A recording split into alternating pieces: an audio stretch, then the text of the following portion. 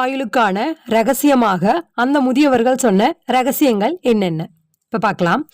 எதற்கும் கவலைப்படாதீர்கள். நீண்ட ஆயுளுக்கான ரகசியம் எதற்கும் கவலைப்படாமல் இருப்பதாகும். அதோடு உங்களுடைய இதயத்தை எப்போதும் இளமை துள்ளலுடன் வைத்திருக்க வேண்டியதும் முக்கியம். ஒரு புன்னகையுடன் உங்கள் இதயத்தை பிறருக்கு திறந்து விடுங்கள். அப்படி செய்தால் உங்கள் பேர குழந்தைகளும் பிறரும் உங்களை பார்க்க விரும்புவர்.